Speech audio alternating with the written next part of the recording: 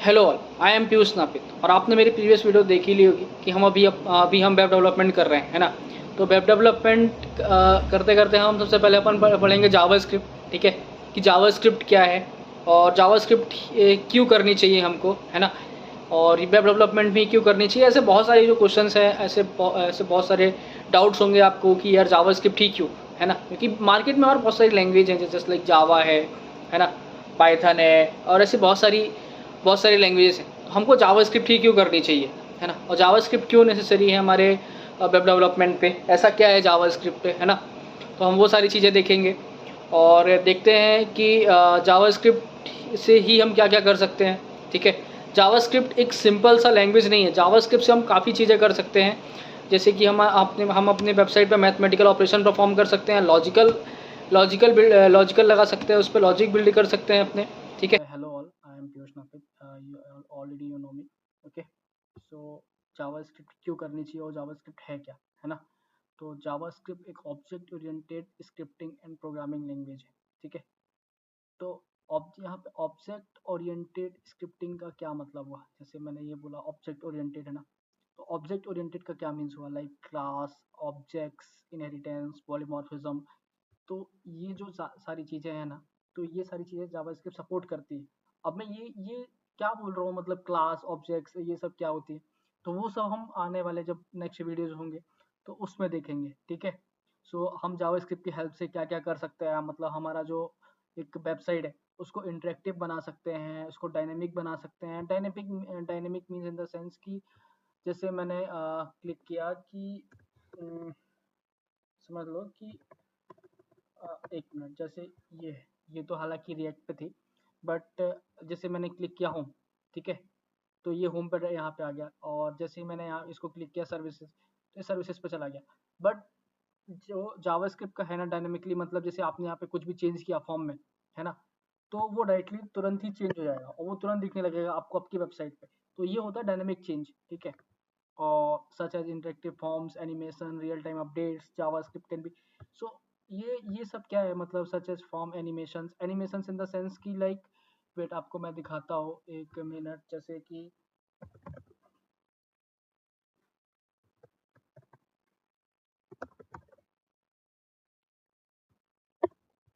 ठीक है।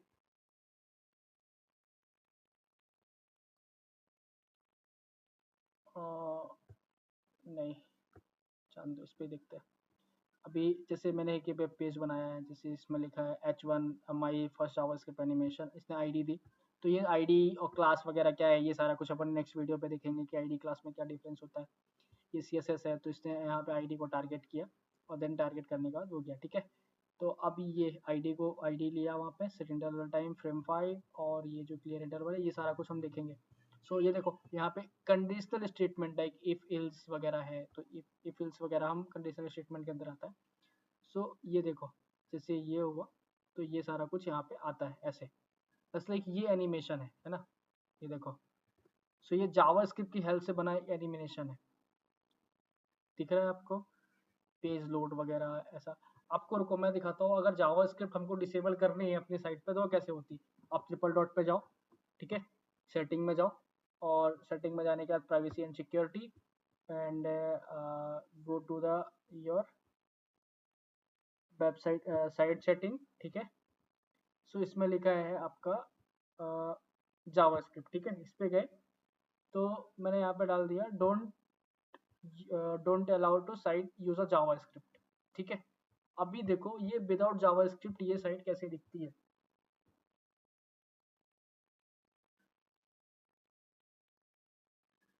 वेट, ये आ भी नहीं रही क्या जावास्क्रिप्ट से, जावास्क्रिप्ट पहले डिसेबल कर दे तो आ भी नहीं रही है वो तो, है ना। अभी अभी आएगी, ये देखो। तो जावास्क्रिप्ट बहुत ही ज्यादा वो है, जस्ट लाइक ये है, ठीक है ना। तो ये हो गया अपना। और और क्या था कि हमने ये जावास्क्रिप्ट क्या है, ये सर्वर साइड क्या है, क्लाइंट साइड क्या है। तो सर्वर साइड और क्लाइंट साइड में क्या डिफरेंस होता है, क्लाइंट साइड में इन द सेंस कि आप यहाँ पे इंटरेक्ट कर पा रहे हो, ठीक है, इजिली। आपने जैसे जावास्क्रिप्ट पे क्लिक किया तो आप इसमें इजिली इजिली इंटरेक्ट कर पा रहे हो, है ना। तो ये होता है क्लाइंट साइड। अब आपने जैसे यहाँ पे कोई भी चेंजेस किया, लाइक आपने यहाँ पे सर्च किया कि मेरे को जावास्क्रिप्ट ऑपरेटर के बारे में बताओ, या ये सर्च किया, ठीक है, तो ये आ गया यहाँ पे। तो ये होता है client side, means in the sense कि आप ऐसा समझ लो, अगर आप फ्रंट एंड बैक एंड समझते हो तो आप समझ लो कि फ्रंट एंड हो गया, ठीक है। क्लाइंट साइड, आपने कुछ भी चेंज किया और तुरंत आपको दिख गया, तो वो लोकल स्टोरेज में होता है, वो डेटा वगैरह सेव होता है लोकल स्टोरेज में, तो उसकी वजह से अपन देख सकते हैं। बट ये जावा स्क्रिप्ट कहाँ गया, ठीक है। और अपना अगर ये देखे क्या नाम से, कहाँ गया है यार,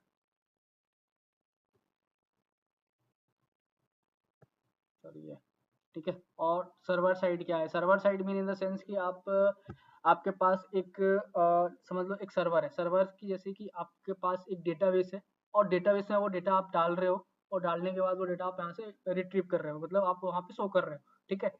सो ये हो गया वहाँ पे, मतलब समझ लो सर्वर साइड। आप सर्वर साइड के लिए आप जैसे कि नोड जेएस का यूज कर सकते हो, ठीक है।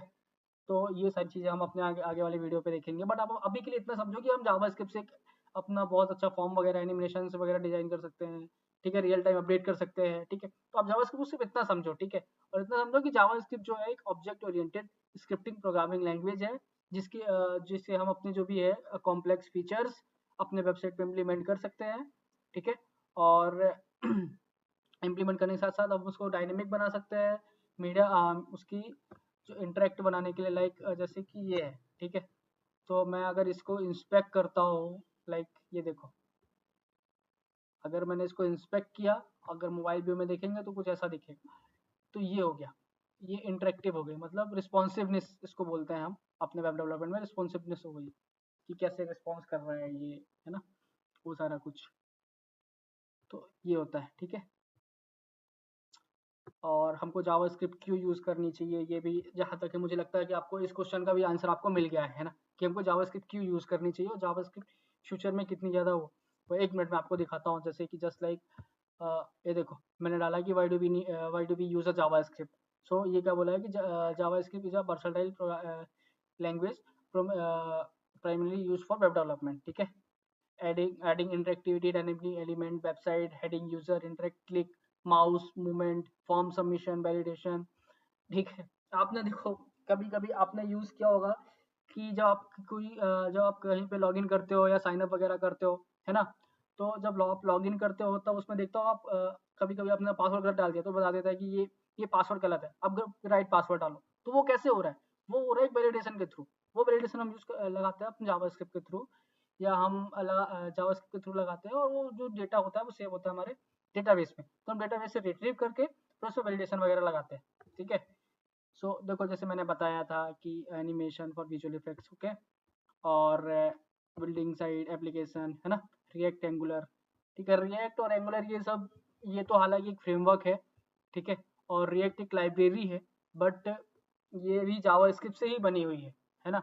सो जावास्क्रिप्ट वेब डेवलपमेंट में नहीं, गेम डेवलपमेंट में भी यूज आती है ना, mobile application, server side, desktop application, है ना। तो हमको इसलिए जावास्क्रिप्ट सीखनी चाहिए कि हम इसे मल्टीपल्स का हम कर सकते हैं जावास्क्रिप्ट से, है ना। तो अभी आपको यहाँ तक है, मुझे लगता है कि आपको इसका तो आप लोगों ने एक बार जावास्क्रिप्ट में का नाम, जावास्क्रिप्ट में आपने एकमा स्क्रिप्ट का नाम सुना होगा कि हम एकमा स्क्रिप्ट पे काम कर रहे हैं या 6 पे काम कर रहे हैं, है ना, जावास्क्रिप्ट एकमा स्क्रिप्ट। तो एकमा स्क्रिप्ट है क्या, ठीक है। तो एकमा स्क्रिप्ट एक स्टैंडर्ड है, ठीक है, जो कि बनाई गई है, हमारी एक कंपनी और एक ऑर्गेनाइजेशन है जिसने बनाई है एकमा स्क्रिप्ट को, European computer manufacturers association, ECMA, ठीक है। इसलिए इसका नाम एकमा स्क्रिप्ट रखा। Ekma script in the sense कि स्क्रिप्ट अपन ने समझ लो जावा स्क्रिप्ट से लिया, और एकमा ये तो अपनी कंपनी ही होगी, ठीक है। तो एक इसलिए इसका नाम एकमा स्क्रिप्ट रखा। तो ये एक स्टैंडर्ड बनाती है हमारी प्रोग्रामिंग लैंग्वेज को लेके, कि हम फिर उस चीज़ को अगर उसमें कोई भी चीज़ करता है तो सब कुछ उसी स्टैंडर्ड को फॉलो करते हुए ही बनाते हैं। अपनी कोई भी एक प्रोग्रामिंग लैंग्वेज अगर बनानी है तो, या जो कोई भी अगर प्रोग्रामिंग लैंग्वेज पे काम करते हैं तो, ठीक है। सो ये होता है एकमा स्क्रिप्ट, ठीक है। सो आपने देखा होगा ये जब जावा स्क्रिप्ट आई थी, ठीक है, सबसे पहले तो वो जावा स्क्रिप्ट आई थी अपनी कुछ 1997 पे, ठीक है, 1997 पे आई थी। तब इतनी ज़्यादा पॉपुलर नहीं थी जावास्क्रिप्ट। फिर उसके बाद 1998, 1999, 2009 ऐसे चलते-चलते 2009 तक आई, ठीक है? फिर 2009 तक आई। 2009 में ES5 चल रहा था, ठीक है? अभी ES5 और ES6 क्या है, ठीक है? और फिर उसके बाद जो चेंजेस आया ना 2009 के बाद डायरेक्टली चेंजेस आया 2015 में, मतलब 6 साल का डायरेक्टली गैप। अब 6 साल के गैप में ऐसा क्या हो गया कि या एमडीएन वालों को ऐसा क्या हो गया कि उन्होंने कुछ चेंजेस ही नहीं किए उस पे, है ना? तो ये था। तो उसके बाद जब 2015 में चेंजेस आए, तो लोगों को लगा कि यार अभी इतना गैप हुआ है, इसमें ऐसा क्या चेंजेस आ गया, है ना? मतलब इसमें इतना टाइम क्यों लगा, है ना? तो ये है कि 2015-16 जब 2015 में आई तो ये बहुत ज़्यादा हाइक पे हो गई अचानक से, ठीक है? अचानक हाइक मतलब इन द सेंस कि लोग काम कर रहे थे ऑलरेडी जावास्क्रिप्ट पे, बट जब 2015 पे जावास्क्रिप्ट का नया वर्जन आया, 2000 ES6 आया जब, तो उसमें काफ़ी सारी चीज़ें इंट्रोड्यूस हुई, ठीक है? इंट्रोड्यूस इन द सेंस कि क्या कहते हैं, उसमें चेंजेस आए थे। उसमें देखो एरो फंक्शन आया था, डिस्ट्रक्टिंग आया था, रेस्ट ऑपरेटर आया था, ठीक है? और डिफ़ॉल्ट पैरामीटर आया था, लेट एंड कॉन्स्ट आया था। सो ये सारी चीज़ें उस पे आई थी, ठीक है? अभी ये क्या नाम से ES5 और ES6 क्या डिफरेंस होता है, और ES5 और ES6 क्या है, ठीक है? तो देखो कि जब ES5 था ना, तो हम जब वेरिएबल डिक्लेयर करते थे, जब हम वेरिएबल डिक्लेयर करते थे NS मतलब ES5 पे, ठीक है? तो हम यूज़ करते थे अपना ओनली वेर, हम वेर जैसे कि वेर लिया और एक्स वाई जेड दे के, ठीक है? उसको कुछ वैल्यू असाइन कर दिया लाइक ऐसे, ठीक है? अब ये कोई वैल्यू ऐसे वैल्यू असाइन कर दिया, बट ये ES5 का है, ठीक है? जब ES6 आया, ठीक है? तो उसमें हम ES6 में क्या हम यूज़ कर सकते थे, हमारे पास ओनली यहाँ पे सिर्फ एक वेरिएबल हुआ करता था, बट उसके बाद से हमारे पास फिर 2 वेरिएबल और इंट्रोड्यूस हो गए, लेट एंड कॉन्स्ट, ये 2 और हमारे पास इंट्रोड्यूस हो गए, तो ये ज़्यादा प्रॉफिट हुआ। और उस टाइम पे जब हम ES5 पे जब फंक्शन करते थे डिक्लेरेशन, तो हम 3 टाइप से फंक्शन डिक्लेयर कर सकते थे, लाइक एक तो फंक्शन स्टेटमेंट हो गया आपको नॉर्मल, ठीक है? वो हम आगे चल के देखेंगे कैसे क्या कर सकते हैं, ठीक है? उस चीज़ का भी इतना वो मत करो आप, जान दो। और ठीक है, तो अभी और देखते हैं कि